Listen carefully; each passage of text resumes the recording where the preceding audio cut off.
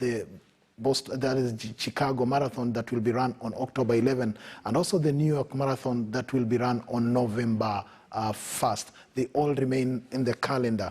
Now, Cherono spoke to one of our reporters, that is Stephen Ruto, in Eldoret, and he expressed his disappointment. Later, we'll be talking to Stephen Ruto, so that he can tell us what he thinks about the new normal, about what we call the virtual athletics. Now, in other developments,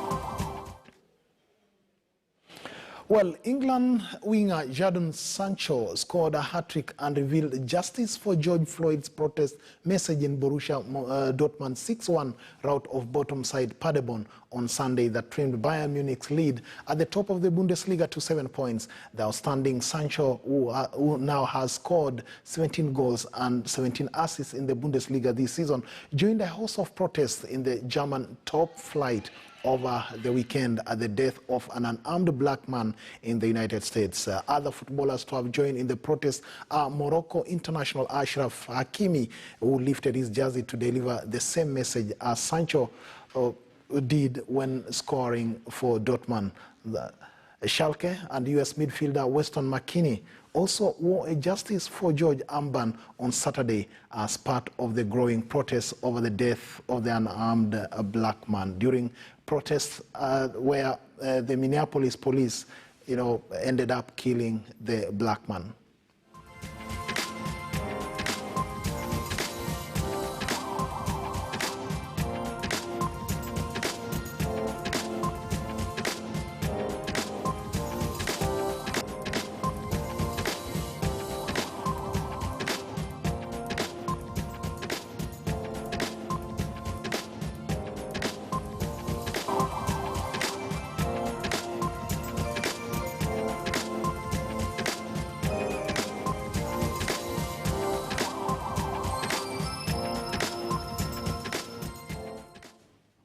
Well, the Spanish top-flight football season will restart on June 11. That you should be knowing by now, with the derby between Sevilla and Real Betis. La Liga confirmed yesterday the first round of games following the coronavirus shutdown will be played over 4 days, with leaders Barcelona at Mallorca on June 13 and Real Madrid at home to Eibar the next day. The following match day will run from Monday, June 15 to Thursday, June 18. Barcelona will host Leganés on June 16, while Madrid take on Valencia in the capital 2 days later. Now, as you can see, the world is now reopening. The sport is coming back into life slowly by slowly. And one of the issues that we'll be talking about is the Boston Marathon that was cancelled. I hope Stephen Ruto is on the line so that he can share with us what he has to say about the cancellation. But of course, I'm also with Milton Nyakundi. Nyakundi, Boston Marathon cancelled for the first time in 124 years. That must be really bad news, and especially for Kenyans who have dominated the race since 1988 when Ibrahim Hussein became the first Kenyan to win the Boston Marathon. Well, obviously devastating, and like we have been saying throughout this COVID-19 period, is that sport has suffered, and people who are passionate about, whatever discipline you want to look at, how have been talking about it. And for Boston Marathon, I think they did not have a choice, considering that how it has ravaged, the United States. It is unfortunate. Personally, I hoped that I would be covering the Boston Marathon for the first time in my sports journalism career, but all that has gone down. And we hope that with President Trump and the leadership in the United States saying that they look forward to reopening the economy starting today, but progressively, it is the hope of everyone, and really that life can get back to normal in the new normal that we know. And I mean, the athletes and the organizers and even we, the media, can be able to enjoy, doing what we do best, which is to talk about and engage on matters sport. But beyond that, I think it is good news with what we are seeing, the restart of the Bundesliga, going into the third match day now, and we have confirmation of all the other leagues, La Liga coming up in about 10 days time. I mean, the big one that everybody is looking forward to, the Premier League coming on 17th and Serie A on 20th, is really a good sign that sport will get back to normal and we can be able to enjoy. The only negative or minus from that is the fact that sport is happening within restricted environment. We do not have the ambience in the stadia or people gathering by the roadside to enjoy following the sport, but that is something that should be, although a long way coming. We hope that probably by the turn of the new year, if a vaccine is available, then we should be able to get people back, trooping back into the stadium. Yeah, I can see my colleague Stephen Ruto is available now. He's on the line from Eldoret. Stephen, if you are listening to this conversation, this is the new normal now. Lawrence Cherono saying that they have been told to be on standby when you interviewed him, that they'll do a virtual race. I don't know how that can be done. And you must be also aware that on June 11, that is world champion, 1500 meters champion, Timothy Cheruiyot will be doing also a virtual race against the Ingebrigtsen brothers from Norway. Well, you talked to Lawrence Cherono. How was he? How was he, and especially having prepared really well for the Boston Marathon? Was he did he cut a dejected figure? Good morning, Toskin, and say hi to Lawrence Cherono was devastated. It's been one of the most difficult seasons for him and many other athletes. Cancellation of races has dealt athletes, especially, North Rift is the home of many athletes. So it has really dealt a blow. Like for Lawrence Cherono, for example, Boston Marathon was his only major race this year, having won Amsterdam in 2018. And in Boston last year, remember, he finished in a spectacular last-minute sprint. Yeah, beating, it was a spectacular one. I remember that race. Sure. The Sisa of Ethiopia. Now, this year, he was expecting to clinch the title for the second time, and it just went out like that. And remember, the organizers of Boston Marathon said that they would be organizing a virtual race. And a virtual race is becoming almost a norm. Although it's not how is that to be run, Ruto? Not like it's a competition, but it's like, I don't know, it's not, it's like we don't know who is going to be the winner of a virtual race, for example. Yeah. But it's somehow used for charity races. Like the Leo Marathon, which was set for June. You remember the organizers say they will be running a virtual race. Yes. Where participants will be contributing for the cost of the race.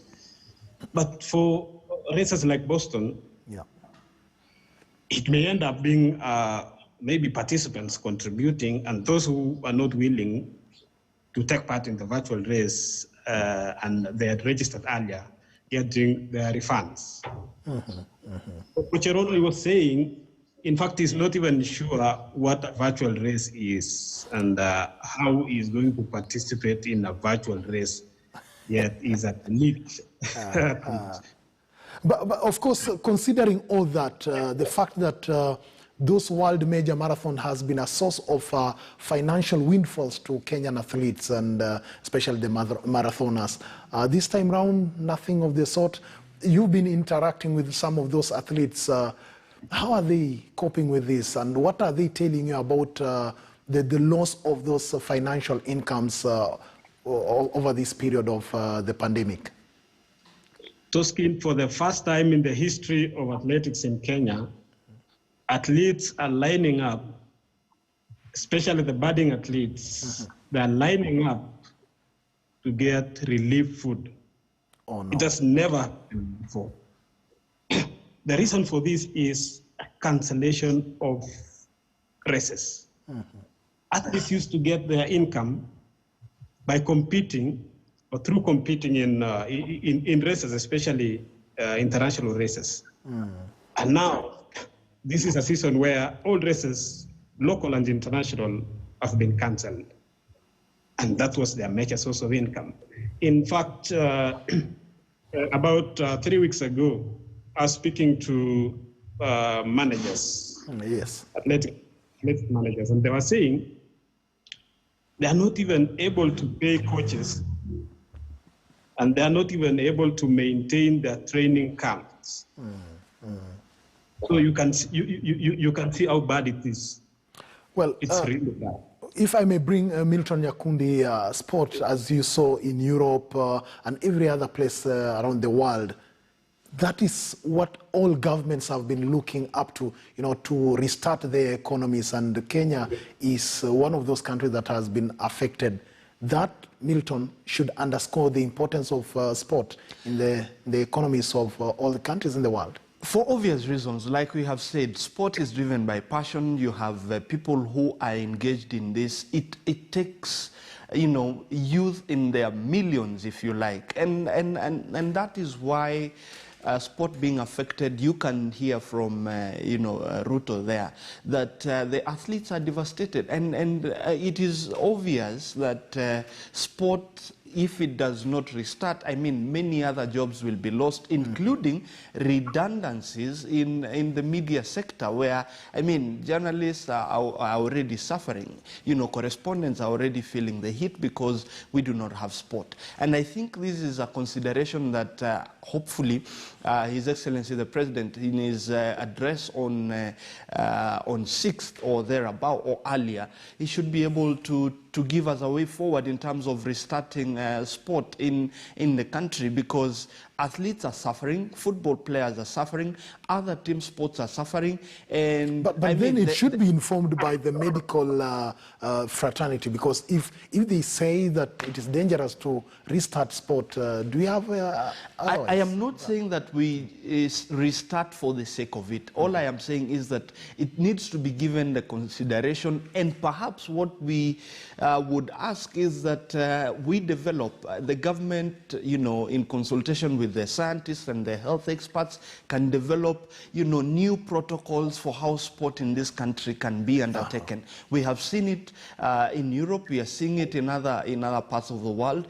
Kenya has got to take that cue and develop that protocol. Otherwise, as it is, for example, the stimulus, package that the government has unveiled for athletes and, football players and runners, if you like, is not really sufficient. You're talking about, 10,000 shillings advance to these athletes. How does that sit in their pockets? These are people who are used to having, you know, like you put it, you know, good windfalls. So when they are now having to readjust their life back to, you know, surviving on 10,000 shillings advance from government per month, it is a major hit to them. It could be a major cause of, you know, mental, you know, instability. And I don't take it, you know, I mean, these are athletes, and with all due respect, nobody has taken time to develop a way of talking with them, engaging with them, for them to be able to adjust. So that kind of, you know, mental instability cases probably rising. I would not be surprised if we had that surge in that respect, Toscan. Okay, we want to take a quick break, and when we come back, we'll talk again. We'll engage Ruto to tell us how the players, how the athletes in Eldoret are taking those precautions, those protocols that are already in place. And when we also come back, we'll talk about that virtual race between Timothy Cheruiyot and the Ingebrigtsen brothers in Norway. Don't go away.